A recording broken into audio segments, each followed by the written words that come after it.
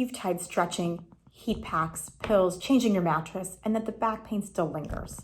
Why does it never go fully away? I'm Dr. Deepti Jain. I'm a spine surgeon. And in this video, I'm going to talk about the hidden reason that most back pain becomes chronic and exactly what you can do to break the cycle and get lasting relief. Let's get you out of pain for good. So in spine care, we treat symptoms. But importantly, long-term lasting relief is not about doing these interventions when the symptoms only occur. It's also about doing them in between. A lot of people might do a stretch when it hurts, take a painkiller, or lie down more when it hurts. That might work, but it's temporary. The pain returns because we're not addressing what might be actually there lingering, which might be a structural imbalance or muscle weakness or movement faults that created that back pain. So imagine a crack in the dam. You plug it with tape, but the pressure pushes the water against it. If you don't fix the stress that's distributing the pressure improperly, the leak is going to come back. So in back pain, the stresses are things like this. Imbalanced muscle strength, one side might be compensating for the other. Poor movement quality, twisting, bending incorrectly. Weak core, glutes. And spinal joints and discs that might be under constant uneven load.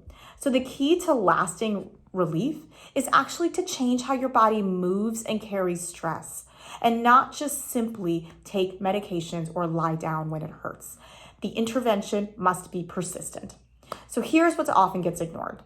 Segmental joints fatigue over time. Small joints between the vertebrae wear down when one area is overused. And so here I have a model in the spine, and the areas that I'm referencing are here. This is called the facet joint. Disc microtrauma. Repeated small stresses can cause micro tears, which can accumulate over time. Ligamentous creep. With prolonged stress or poor posture, our ligaments are actually bearing much of the load instead of the muscles. Motor control breakdown. Muscles like the multifidus, that's a muscle that's been gaining a lot of attention recently. The glutes, they might turn off because of pain or inhibition. Scar tissue adhesions from maybe injury or inflammation. This can potentially restrict normal gliding and motion of our back. And keep in mind, these are all things that we might not be able to see if we're able to get an MRI. These are things that might be happening, but a picture might not show it. The changes can create a vicious feedback loop. Bad movement leads to pain, which leads to altered movement, more stress, more pain. So we need to interrupt that cycle, and then our body can begin to heal. So here are 3 pillars that I always recommend to my patients with chronic back pain, and the ones who I have found actually heal over time.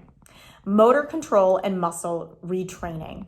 So we want to learn to activate those deep spinal stabilizers like the multifidus muscle that I referenced.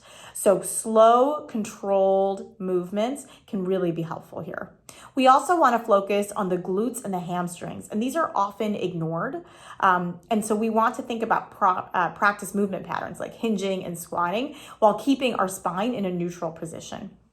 Next, we want to do progressive loading and strengthening. So start with light resistance like bands and body weight and gradually progress. Focus on compound moves like deadlifts and lunges with perfect form. And importantly, emphasize form over weight. Finally, we want to think about movement variety and recovery. So don't sit or stand in a position for too long. Change posture every 20 to 30 minutes. Add gentle mobility work, hip, thoracic, spine, lumbar spine daily, and use a soft tissue refresh, maybe foam rolling, massage, to reduce the risk of adhesions. Pain that lingers is not permanent. Your spine can recover, but again, we want to make sure that we are actually addressing what can be an underlying cause, and that can be improper muscle activation. Keep in mind, that's not something that we can see on an MRI. So choose one intervention today that I mentioned, whether it's movement retraining, strength, or posture, and commit to that for the next 4 weeks. If this was helpful, hit like or subscribe and drop a comment. What daily habit has contributed most to your back pain? And I'll respond with tips.